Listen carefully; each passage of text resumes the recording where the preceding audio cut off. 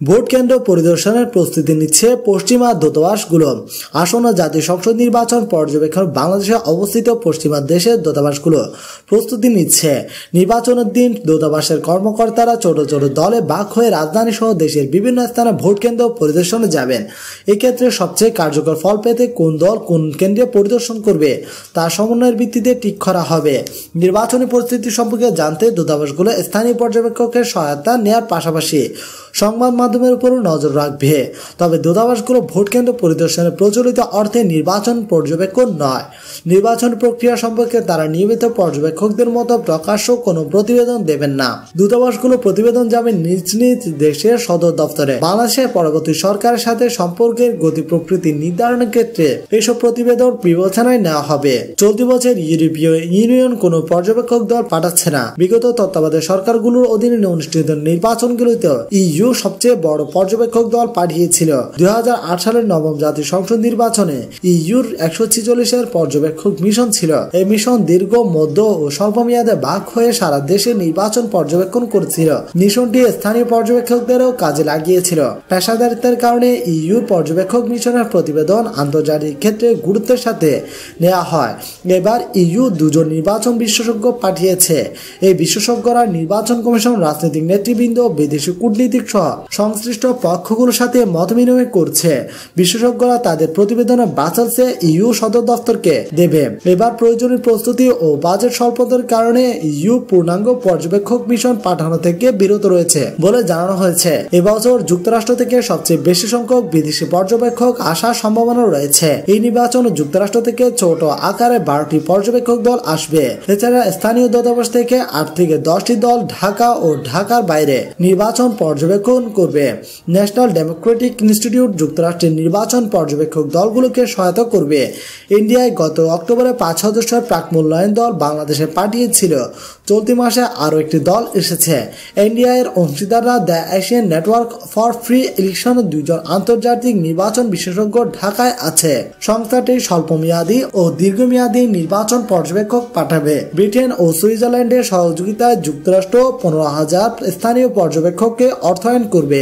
বিএনপির নেতৃত্বাধীন বিরোধী দলের বর্জনের মুখে 2014 সালের 5 জানুয়ারি অনুষ্ঠিত একতরফা নির্বাচন পর্যবেক্ষণে ইইউ, যুক্তরাষ্ট্র বা কমনওয়েলথ রাজি হয়নি। এ সময় নির্বাচন কমিশনের শেষ ভরসা ছিল সার্কভুক্ত দেশগুলোর নির্বাচন কমিশনের সংগঠন forum of election management bodies of South Asia ফ্যাম্বসর। নির্বাচন কমিশন আমন্ত্রণে ফ্যাম্বসর থেকে ভারত ও ভুটানের 4 জন পর্যবেক্ষক বাংলাদেশে আসে। এই সংগঠনের অন্য সদস্য রাষ্ট্রগুলো অর্থাৎ আফগানিস্তান, মালদ্বীপ, নেপাল, পাকিস্তান ও শ্রীলঙ্কার কোনো প্রতিনিধি বাংলাদেশে আসতে রাজি হয়নি। নির্বাচন পর্যবেক্ষণ আন্তর্জাতিক সংস্থাগুলোর এই নেতিবাচক অবস্থানের কারণে নির্বাচন কমিশন ওই সময় স্থানীয় পর্যবেক্ষক সংস্থাগুলোকে উদ্বুদ্ধ করার উদ্যোগ নেয়। এ সময় 8,874 জন পর্যবেক্ষক নির্বাচন পর্যবেক্ষণে অংশ নেয়। আসন্ন জাতীয় সংসদ নির্বাচনে প্রায় 35,000 স্থানীয় পর্যবেক্ষক অংশ নিতে পারে। এবার ভিন্ন প্রসঙ্গ। 6 বার নির্বাচিত অলির মুখোমুখি বিনা ভোটে নজরুল। 14 চন্দনাইশ আসনে জমে উঠেছে ছাতা নৌকার প্রার্থীর লড়াই। এই আসনে বিএনপি তথা জাতীয় ঐক্যফ্রন্টের প্রার্থী 20 দলীয় জোটের সমন্বয়ক এলডিপি চেয়ারম্যান কর্নেল অব অলি আহমেদ বিক্রম। এলডিপির অন্য প্রার্থীরা ধানের শীষে নির্বাচন করলেও এই আসনে দলের প্রতীক ছাতা মাথায় মাঠে নেমেছেন অলি আহমেদ। তার প্রতিদ্বন্দ্বী মহাজোটের প্রার্থী নজরুল ইসলাম চৌধুরী নৌকা প্রতীকের পক্ষে প্রচারণা চালিয়ে যাচ্ছেন। দুই প্রার্থীর প্রচারণায় ছেয়ে গেছে বিভিন্ন হাট বাজার, জনবহুল এলাকা। অংশগ্রহণমূলক নির্বাচনে 6 বার নির্বাচিত অলি আহমেদের মুখোমুখি বিনা ভোটে নির্বাচিত আওয়ামী লীগের নজরুল ইসলাম চৌধুরী। নৌকার পক্ষে প্রচারণা দলীয় নেতাকর্মীরা নির্বাচনকে সামনে রেখে মাঠে নেমে গেছে। অপরদিকে এলডিপির পাশাপাশি বিএনপি ও 20 দলীয় জোটের নেতাকর্মী প্রচারণায় একসাথে ভোটের মাঠ চষে বেড়াচ্ছেন। খুব শীঘ্রই প্রচারণায় সরগরম হবে পুরো এলাকা। ভোটারদের মুখে মুখে নানা গুঞ্জন নির্বাচন আদৌ অবাধ, সুষ্ঠু ও নিরপেক্ষ এবং শান্তিপূর্ণ হবে কিনা আর কিছুদিন গেলে সবকিছু পরিষ্কার হবে। তবে দীর্ঘ 10 বছর পর অংশগ্রহণমূলক নির্বাচন হওয়ায় ভোটারদের মধ্যে আগ্রহ লক্ষ্য করা যাচ্ছে। উপজেলার সাতবাড়িয়া ইউনিয়নের মহিলা আওয়ামী লীগের সভাপতি লিপি আক্তার এবং 7 নং ওয়ার্ডের সভাপতি মনোয়ারা বেগম এবং সাধারণ সম্পাদক আয়েশা বেগম এলাকার বিভিন্ন স্থানে উঠান বৈঠক চলছে বলে জানিয়েছেন। এদিকে এলডিপির পক্ষে ছাতা প্রতীক নিয়ে ও মাইকিং প্রচারণা গত 11 ডিসেম্বর থেকে শুরু করেছে। চন্দনাইশ উপজেলা 2টি পৌরসভা ও 8টি ইউনিয়ন এবং সাতকানিয়া উপজেলা আংশিক 6টি ইউনিয়ন নিয়ে গঠিত চট্টগ্রামে 14 আসন। গত 2014 সালের 5 জানুয়ারিতে অনুষ্ঠিত 10ম জাতীয় সংসদ নির্বাচনে আওয়ামী লীগের মনোনয়নে এই আসনে নজরুল ইসলাম চৌধুরী বিনা প্রতিদ্বন্দ্বিতায় সংসদ সদস্য নির্বাচিত হন। সাবেক বিএনপির স্থায়ী কমিটির সদস্য ও বর্তমান এলডিপির চেয়ারম্যান ডক্টর কর্নেল অলি আহমেদ বীর বিক্রম গত 1979 সাল থেকে 2008 সাল পর্যন্ত জাতীয় সংসদ নির্বাচনে 6 বার সংসদ সদস্য নির্বাচিত হন। এদিকে উপজেলার এলডিপির উদ্যোগে অলি আহমেদের বাসভবনে একাদশ জাতীয় সংসদ নির্বাচন উপলক্ষে এক কর্মী সমাবেশে উপজেলা সভাপতি মোতাহার মিয়ার সভাপতিত্বে অনুষ্ঠিত হয়। এতে অলি আহমেদ প্রধান অতিথির বক্তব্যে বলেন, এদেশে এখন সুশাসন নেই।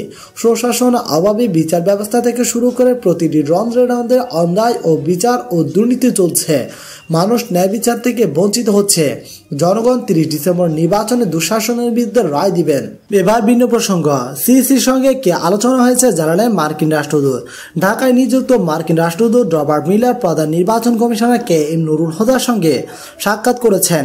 মঙ্গলবার বিকেল 3:30টায় রাজধানীর আগারগাঁও নির্বাচন কমিশন ভবনে সিইসির সঙ্গে সাক্ষাতে যান তিনি। সাক্ষাৎ শেষে সাংবাদিকদের মুখোমুখি হন রবার্ট মিলার। সিইসির সঙ্গে কি বিষয়ে আলোচনা হয়েছে এমন প্রশ্নের জবাবে মিলার বলেন, আমরা বলেছি সকল দল অবাধ নির্বাচনে অংশ নেয়া রাজনীতি করার যেন সুযোগ পায়, তারা যেন শান্তিপূর্ণভাবে নির্বাচনী প্রচারণা চালাতে এবং র্যালি করার সুযোগ পায়। বিতর্কের মধ্যে দিয়ে শক্তিশালী গণতন্ত্র আরো বিকশিত হয়। গণমাধ্যমে বিরোধী দলসমূহ যেন তাদের মত ব্যক্ত করতে পারে। তিনি বলেন, রাজনৈতিক দল হোক আর যেই দল হোক, সবাই যেন শান্তিপূর্ণ আচরণ করে, সবাই যেন সহিংসতা থেকে দূরে থাকে। কেননা সহিংসতা গণতন্ত্রের পথে বাধা। যারা গণতন্ত্রে বিশ্বাস করে না, সহিংসতা শুধু তাদের উদ্দেশ্য পূর্ণ করে। সহিংসতা গণতন্ত্রের পথে বাধা হিসেবে দাঁড়ায়। উল্লেখ করে মিলার বলেন, মার্কিন যুক্তরাষ্ট্র কোন রাজনৈতিক দল অথবা প্রার্থীকে সমর্থন করে না। আমরা গণতান্ত্রিক প্রক্রিয়া এবং মূল্যবোধকে সমর্থন করি। এ সময় তিনি নির্বাচনে সবাইকে সহিংসতা এড়িয়ে চলার আহ্বান জানান। রাষ্ট্রদূত বলেন, একাদশ জাতীয় সংসদ নির্বাচনে 10,40,00,000 বাংলাদেশে অংশ নেবেন। আমরা সবাই এই নির্বাচনের দিকে তাকিয়ে আছি। বাংলাদেশ সরকারের এই প্রতিশ্রুতি অবাধ, সুষ্ঠু ও গ্রহণযোগ্য নির্বাচন করার বিষয়টিকে মার্কিন যুক্তরাষ্ট্র উৎসাহিত করে। তিনি আরো বলেন, মার্কিন যুক্তরাষ্ট্র নির্বাচন পর্যবেক্ষক টিমকে সহায়তা করবে ন্যাশনাল ডেমোক্রেটিক ইনস্টিটিউট। 5 সদস্য বিশিষ্ট প্রাক মূল্যায়ন দল অক্টোবরে পাঠিয়েছিল এনডিআই। পরবর্তীতে ডিসেম্বরও একই রকম আরো একটি দল পাঠিয়েছিল এনডিআই এর অংশীদার the Asian network for free election. তারা 2 জন আন্তর্জাতিক নির্বাচন বিশেষজ্ঞ নিয়োজিত করেছে এবং স্বল্পমেয়াদী ও দীর্ঘমেয়াদী ইলেকশন পর্যবেক্ষকও পাঠাবে। সারা দেশে পৃথক পর্যবেক্ষক দল নিয়োগ করবে মার্কিন দূতাবাস। যুক্তরাজ্য ও সুইজারল্যান্ডের সহযোগিতায় মার্কিন যুক্তরাষ্ট্র 15,000 স্থানীয় পর্যবেক্ষকের নির্বাচন পর্যবেক্ষণে অর্থায়ন করবে, যারা ইলেকশন ওয়ার্কিং গ্রুপের হয়ে কাজ করবে।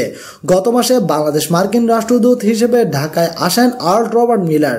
সদ্য সাবেক রাষ্ট্রদূত মার্শা স্টিফেন্স ব্লুম বার্নিকার্ড বিদায় নেওয়ার আগে দেশটির প্রেসিডেন্ট ডোনাল্ড ট্রাম্প বাংলাদেশের নতুন রাষ্ট্রদূত হিসেবে মিলারের নাম ঘোষণা করেন।